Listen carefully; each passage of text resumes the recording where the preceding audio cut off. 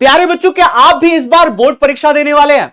प्यारे बच्चों, क्या आप भी ऑब्जेक्टिव्स रखते हैं और मन में रहता है कि कहीं भूल ना जाए? प्यारे बच्चों, क्या आप भी आने वाली बोर्ड परीक्षा से डरे हुए हैं? यह वीडियो आपके लिए ही है।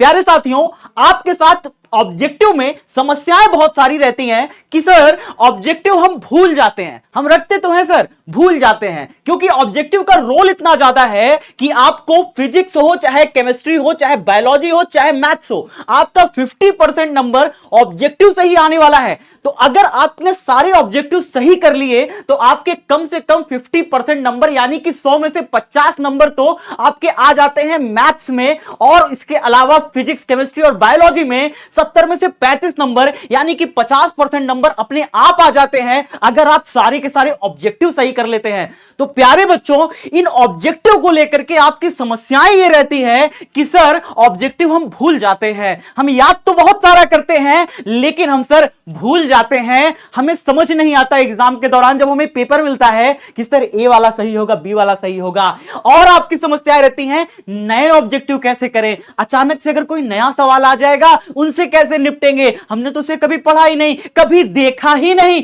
उन सवालों से कैसे निपटेंगे। आज आपको सारी रणनीति बताने वाला हूं, अंतिम तक रुकना, आपको एक एक चीज बताने वाला हूं। ऑब्जेक्टिव की चिंता छोड़ दो, ऑब्जेक्टिव बस सारा भूल जाओ, सब कुछ आज आपको क्लियर कर दूंगा। कैसे आपके फिजिक्स, केमिस्ट्री, बायोलॉजी में मिलेंगे 70 में से 35 नंबर की गारंटी, और मैथ्स जैसे सब्जेक्ट में आपको 50 में से 50 ऑब्जेक्टिव कैसे सही हो, ये सब चीज बताने वाला हूं। प्यारे बच्चे, ऑप्शंस कंफ्यूज कर देते हैं। आप में से ऐसे बहुत सारे बच्चे होंगे जिनको ऑप्शंस देखते हैं 4 option A B C D और वो कंफ्यूज कर देते हैं, इसे बी भी हो सकता है, सी भी हो सकता है। कैसे हम उन्हें तुक्का के तरीके से, भैया आज मैं तुम्हें तुक्का का वैज्ञानिक तरीका बताने वाला हूं।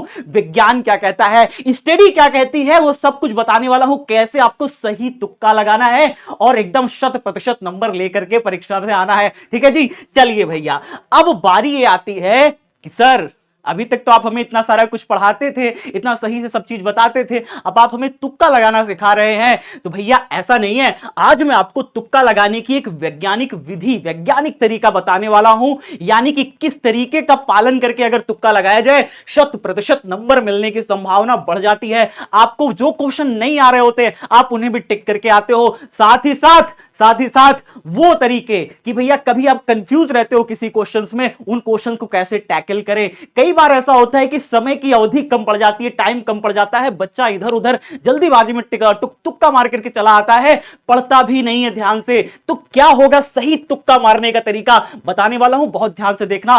भैया तुक्का लगाएं या नहीं, क्या हमें तुक्का लगाना चाहिए? तो भैया जिसमें आपका नेगेटिव मार्किंग, यानी कि आपका अगर नेगेटिव मार्किंग है ना, जैसे नीट की परीक्षा होती है, जेई की परीक्षा होती है, इसमें नेगेटिव मार्किंग होती है। यानी अगर आपने ऑप्शन का गलत आंसर मार दिया तो आपका -1 -2 ये सारे नंबर कट जाते हैं, यानी कि आपके नंबर कट जाते हैं अगर आपने गलत तुक्का मार दिया तो उस केस में आपको तुक्का मारना है या नहीं मारना है, आप बताओ मुझे। भैया ऐसे केसेस में मेरा ख्याल है कि आपको तुक्का ध्यानपूर्वक अगर आपने लगाया, जो मैं आज आपको विधि बताने वाला हूं, अगर आपने उस विधि का पालन करके तुक्का लगाया तो ऐसे केसेस में भी सफलता के चांसेस बढ़ जाते हैं, यानी कि नंबर उसमें भी आप ले आ सकते हो। और आज आपको जिसमें नो नेगेटिव मार्किंग है, जैसे कि हमारे बोर्ड के एग्जाम होते हैं, चाहे वो हमारे हाई स्कूल के हो, चाहे हमारे इंटर के एग्जाम हो, ऐसे एग्जामों में प्यारे बच्चे जहां पे कोई नेगेटिव मार्किंग नहीं होती, आप उसमें कैसे सही तरीके से तुक्का मार सकते हो। तो भैया यहां पे आपका आंसर होगा यस, यहां पे तुक्का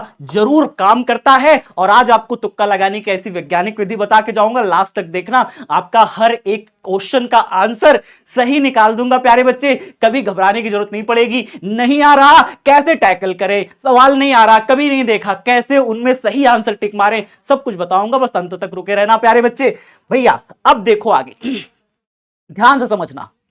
3 तरीके के प्रश्न आते हैं आपके पेपर में। जब आप पेपर प्रश्न पत्र देखते हो ना, आपके पास 3 तरीके का प्रश्न मिलता है। पहला तो वो होता है जो आपको पूरी तरीके से आ रहा होता है, तो सबसे पहले तो आप उनको निपटा देना, ठीक है ना। टाइप 1 वे क्वेश्चन जो एकदम 100% है कि भैया ये तो मुझे आ रहा है है ना। जैसे आ जाए कि प्रतिरोध का मात्रक कौन होता है, 4 ऑप्शन दे दे कि भैया आपका ओम होता है, या फिर आपका फैराड होता है, या फिर एम्पियर होता है, या फिर आपका कुछ और होता है, मान लो न्यूटन प्रति कूलम होता है। आपको पता है ओम है, तो जो बहुत सारे ऐसे क्वेश्चन होते हैं जिनका ऑप्शन आपको रटा हुआ होता है, जो आप जानते हो, तो भैया वो पहला टाइप का प्रश्न है। सबसे पहले उनको तो ओएमआर में भर लेना है अपने, है ना, उसका पहले तो ऑप्शन उनका आंसर लगा लेना है। जो आ रहा है सबसे पहले उसे करो, पहला नियम यही है ना, आप तो ये जानते हो। चलो दूसरा टाइप क्या होता है? दूसरा टाइप ये होता है कि भैया कुछ क्वेश्चन देख के लगता रहता है ऑप्शन बी भी हो सकता है, सी भी हो सकता है, डी भी हो सकता है, कुछ भी हो सकता है ना। कंफ्यूजन रहता है दो ऑप्शंस में, भैया ये भी हो सकता है, वो भी हो सकता है, लगता है कि भाई पढ़े तो ये भी थे, ये वाला भी पढ़े थे, दोनों हो सकता है। अच्छा, कुछ क्वेश्चन ऐसे होते हैं जो बिल्कुल नहीं आता है ना, एकदम नहीं आता, अब उनको कैसे टैकल करें? तो इसी के लिए बना हुआ है भैया तुक्का, यानी कि यहां पे क्या लगेगा? अब आपका लगेगा तुक्का। अब तुक्का लगाने की क्या है वैज्ञानिक विधि, ध्यान समझना भैया, इसमें और इसमें तुक्का लगाया जा सकता है ना, इसमें भी तुक्का लग सकता है, इसमें भी तुक्का लग सकता है ना। तो आज मैं आपको दोनों में तुक्का लगाना सिखाऊंगा। पहला तो वो हो गया क्वेश्चन जो कि आपको भैया आते ही आते हैं, सबसे पहले इनको अटेम्प्ट कर लेने हैं, है ना। बाकी बचते हैं ये दोनों, इनमें कैसे हल करेंगे बताने वाला हूं, ध्यान से देखना प्यारे बच्चे। हैक वन यानी कि पहला तरीका आपको बताने वाला हूं भैया, कैसे पेपर को हैक कर लिया जाए।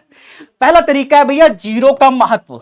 आप सभी जानते हैं कि बिहार बोर्ड की जो पिछले कई सालों से परीक्षा होती आ रही है, सबको जब मैंने एनालाइज किया, सारे उत्तरों को जब मैंने रख करके देखा प्यारे बच्चे, ये एक साल से नहीं, पिछले 8-10 साल के अनुभव से बता रहा हूं अपने, कि भैया जो पेपर आता है उस पेपर के 4 ऑप्शन में अगर जीरो दिख जाता है ना, तो सबसे पहले उसका आंसर वही होता है। ज्यादातर प्रश्नों का आंसर जीरो होता है प्यारे बच्चे, ये एक वैज्ञानिक विधि है, ये देखने को मिला है पिछले कई सालों के पेपर पैटर्न को देख करके, है ना। अब ये नहीं है कि जीरो ही होगा, लेकिन ज्यादातर क्वेश्चन का आंसर जीरो होता है, ये देखा गया है। फिर से मैं कह रहा हूं प्यारे बच्चे, हां, तो आपने खुद सॉल्व किया होगा, आपने खुद पीवाईक्यूज देखे होंगे, अभी तक सॉल्व किए होंगे, आपको खुद महसूस हुआ होगा कि ज्यादातर क्वेश्चन के आंसर जीरो होते हैं। तो अगर आपको क्वेश्चन पढ़ने के बाद आपको आंसर समझ में नहीं आ रहा, लेकिन उसमें आंसर में जीरो है, तो आपको वो टिक मार देना है, क्योंकि कोई नेगेटिव मार्किंग नहीं है, तो डरने की बात नहीं है, जीरो टिक मारना है। ठीक है जी, पहला आपका हैक ये है। दूसरा हैक क्या है सर?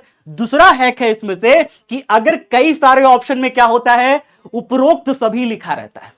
जैसे कई बार आ जाता है कि धारा का मात्रक कौन सा है, 4 ऑप्शन दे देगा आपको, ठीक है ना, 4 ऑप्शन दे देगा, या फिर ऐसे कह देता है, एक प्रश्न जो मुझे याद आता है पहले चैप्टर में है कि कौन सी राशियां जो है अदिश राशियां हैं, तो अदिश राशियां आपको पहला ऑप्शन दे देगा धारा, दूसरा ऑप्शन देगा धारिता, तीसरा ऑप्शन दे देता है विभव, और चौथा ऑप्शन दे देता है उपरोक्त में से सभी।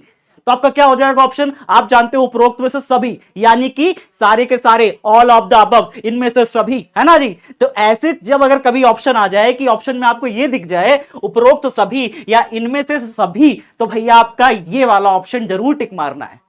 तो आपने अभी तक 2 चीजें सीख ली कि अगर कहीं जीरो दिख जाए उसको टिक मार देना है, कहीं पे उपरोक्त में सभी या इनमें से सभी दिख जाए उसको टिक मार लेना है। ठीक है जी, तो 2 चीजें आपने सीख ली, 2 हैक सीख लिए, ये एग्जाम में जरूर याद रखना प्यारे बच्चे। अगर आपको कहीं कंफ्यूजन है किसी क्वेश्चन में, या फिर आपको कोई क्वेश्चन नहीं आ रहा, तो भैया सबसे जरूरी चीज ये 2 हैक का पालन करो, एग्जाम फोड़ दो। ठीक है जी, आगे